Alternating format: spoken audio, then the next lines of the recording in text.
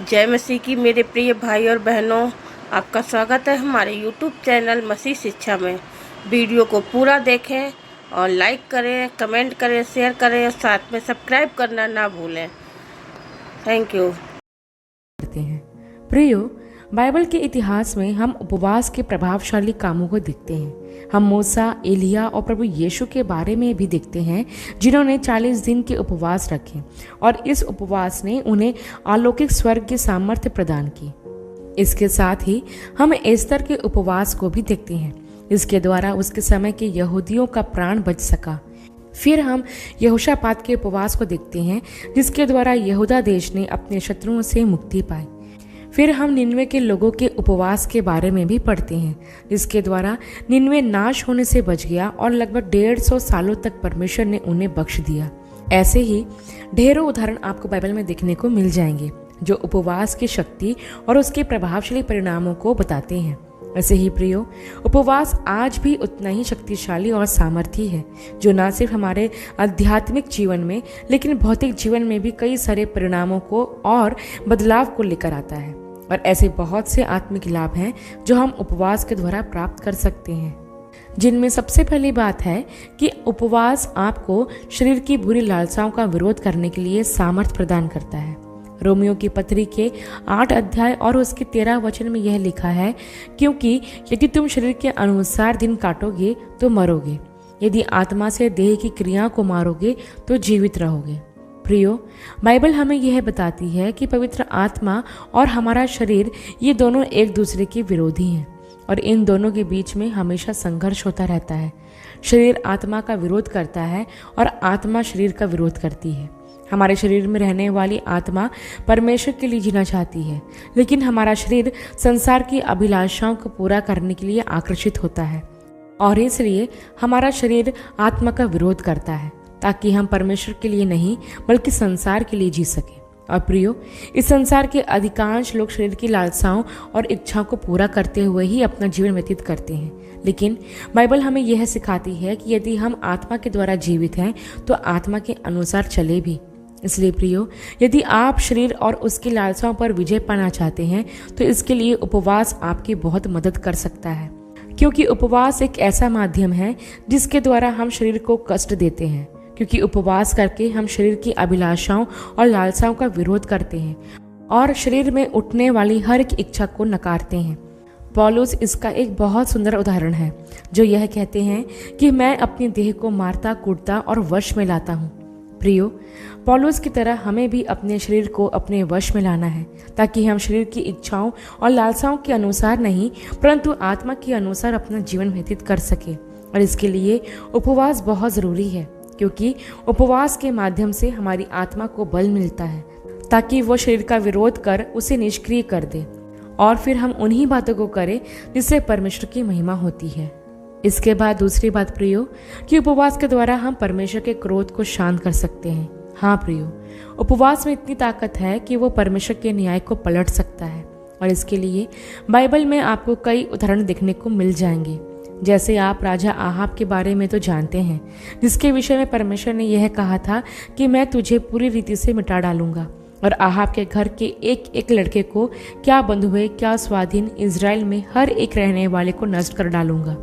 Ahab का जो कोई नगर में मर जाएगा उसको कुत्ते खा लेंगे और जो कोई मैदान में मर जाएगा उसको आकाश के पक्षी खा जाएंगे। प्रियो, परमेश्वर ने आहाब राजा के विषय में ऐसा इसलिए कहा था क्योंकि उसने न सिर्फ इज़राइल से पाप करवाया था, बल्कि बेगुनाह नाबोत को छल से मरवा डाला था और उसके दाग की बारी उसे छीन ली गई थी। फिर जैसे ही आहाब ने परमेश्वर के न्याय के वचन को सुना तो वह अपने वस्त्र फाड़कर और अपनी देह पर टाट लपेटकर उपवास करने लगा। तब परमेश्वर उसके पश्चाताप के कारण उस विपत्ति पर जो उसके ऊपर आने वाली थी टाल दिया। इसके साथ ही हम निन्वे के लोगों के विषय में भी ऐसा ही देखते हैं कि जब उन्होंने सुना कि परमेश्वर इस नगर को नष्ट करने वाला है तो उन्होंने टाट ओढ़कर उपवास किया, जिसके परिणाम स्वरूप परमेश्वर उस नगर को नाश नहीं किया। वैसे ही प्रियो, आज भी उपवास इतना ही सामर्थी है जो परमेश्वर के न्याय को बदलने की सामर्थ्य रखता है। बाइबल हमें यह भी बताती है कि परमेश्वर स्वयं यह चाहते हैं कि हम उपवास के द्वारा उसे पुकारें और उसे ढूंढें, ताकि हमारा नाश ना हो क्योंकि योएल नबी की पुस्तक के 2 अध्याय के 12 से 14 वचन में यह लिखा है कि तो भी यहोवा की यह वाणी है, अभी भी सुनो, उपवास के साथ रोते पीटते अपने पूरे मन से फिर कर मेरे पास आओ। अपने वस्त्र नहीं, अपने मन ही को फाड़कर अपने परमेश्वर यहोवा की ओर फिरो, क्योंकि वह अनुग्रहकारी, दयालु, विलंब से क्रोध करने वाला, करुणा निधान और दुख देकर पछताने वाला है। क्या जाने वह फिर कर पछताए और ऐसी आशीष दे जिससे तुम्हारे परमेश्वर यहोवा को अन्य बलि और अर्घ दिया जाए। इन वचनों में बाइबल हमें बताती है कि परमेश्वर चाहता है कि लोग उपवास के साथ मन फिराकर उसके पास आएं और आने वाले भयानक न्याय से बचाए जाएं। इसलिए जब हम उपवास के साथ परमेश्वर के समीप आते हैं और अपने पापों के लिए पश्चाताप करते हैं तो परमेश्वर हम पर दया करके आने वाले न्याय से हमें बचा लेता है। इस प्रकार हम देखते हैं प्रियो कि कैसे उपवास के द्वारा हम परमेश्वर के क्रोध से बच सकते हैं। इसके बाद तीसरी बात प्रियो कि उपवास हमें परमेश्वर के करीब जाने में मदद करता है।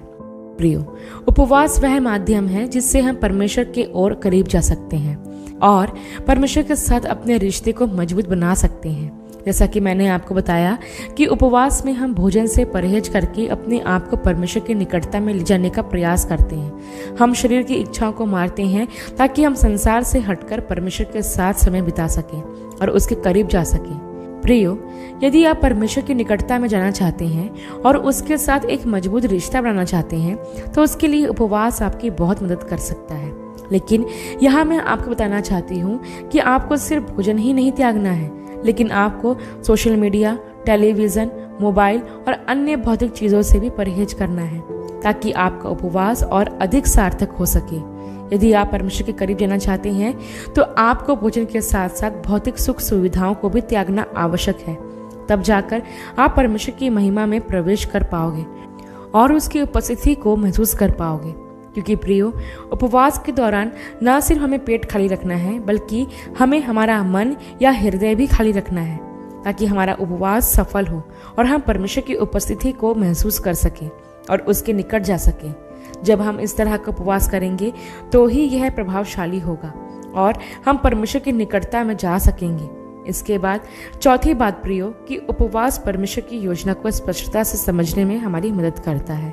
हाँ प्रियो, इस बात को मैंने भी अपने जीवन में अनुभव किया है कि जब मैंने उपवास के साथ परमेश्वर की योजना को जानने का प्रयास किया तो परमेश्वर ने स्पष्ट रूप से मुझ पर अपनी योजना को प्रकट किया और फिर मैंने जाना कि परमेश्वर मेरे जीवन से क्या चाहता है।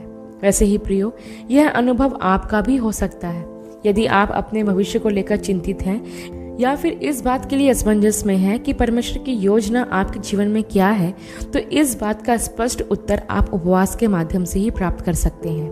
क्योंकि जब आप उपवास के साथ अपने जीवन के लिए परमेश्वर की योजना को तलाशेंगे तो परमेश्वर किसी न किसी तरह से अपनी योजना को आप पर प्रकट करेगा जो आपके भविष्य की दिशा निर्धारित करेगा। इसके बाद पांचवी बात प्रियो कि उपवास के द्वारा हमें शैतान और उसकी शक्तियों से लड़ने के लिए सामर्थ्य मिलती है।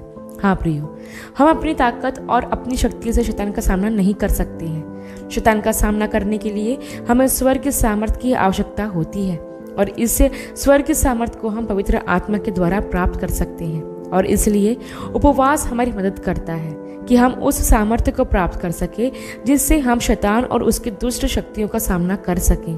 प्रियो, बाइबल हमें बताती है हमारा युद्ध लहू और मांस से नहीं परंतु इस संसार के अंधकार के हाकिमों से है और उस दुष्टता की आत्मिक सेनाओं से है जो आकाश में है। हाँ प्रियो, हम एक आत्मिक युद्ध में हैं और इस आत्मिक युद्ध के लिए हमें आत्मिक सामर्थ्य की आवश्यकता होती है जो हम उपवास के माध्यम से प्राप्त कर सकते हैं। प्रियो, ये कुछ आत्मिक लाभ हैं जो हम उपवास के माध्यम से प्राप्त कर सकते हैं। इसके साथ ही अंत में मैं आपको उपवास के बारे में कुछ महत्वपूर्ण बातें बताना चाहती हूँ कि उपवास का मतलब डाइटिंग करना नहीं है, क्योंकि आज बहुत से लोग आध्यात्मिक लाभ के लिए नहीं बल्कि शारीरिक लाभ के लिए उपवास करते हैं जिसमें उनका पूरा ध्यान अपनी सेहत पर होता है और ऐसे लोग परमेश्वर पर कम बल्कि अपने शरीर पर ज्यादा ध्यान लगाते हैं जो कि बिल्कुल गलत है। प्रियो, यदि आप उपवास के द्वारा आध्यात्मिक लाभ पाना चाहते हैं तो आपको अपने शरीर पर नहीं लेकिन परमेश्वर पर ध्यान लगाना होगा और यह बात ध्यान रखना होगा कि डाइटिंग में और फास्टिंग में जमीन आसमान का अंतर है। इसके साथ ही मैं आपको यह भी बताना चाहती हूँ कि उपवास इसलिए बनाया गया है ताकि हम परमेश्वर को प्राथमिकता दे सकें। लेकिन अक्सर यह देखा जाता है कि उपवास में लोग परमेश्वर को ही महत्व नहीं देते। उपवास के दौरान भी लोग परमेश्वर से ज्यादा अपने अन्य कामों को महत्व और प्राथमिकता देते हैं।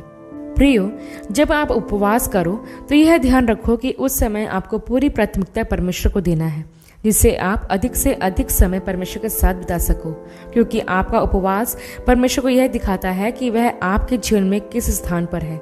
यदि आपके जीवन में परमेश्वर पहले स्थान पर होगा तो सारी प्राथमिकता सिर्फ परमेश्वर को ही दोगे। आखिर में यह बात ध्यान रखें प्रियो कि उपवास परमेश्वर को नहीं बदलता, बल्कि यह हमें और हमारी प्रार्थना को बदल देता है। उपवास परमेश्वर की आवाज़ सुनने में आपकी सहायता करता है और यह उस द्वार को खोल देता है जिससे आप परमेश्वर के सामर्थ्य प्राप्त कर सको। और इसके साथ ही यह भी याद रखिए प्रियो कि उपवास आपकी हार को जीत में बदल सकता है। आशा करती हूँ प्रियो कि उपवास के सामर्थ्य पर किया गया यह अध्ययन आपके लिए आशीषमय रहा होगा।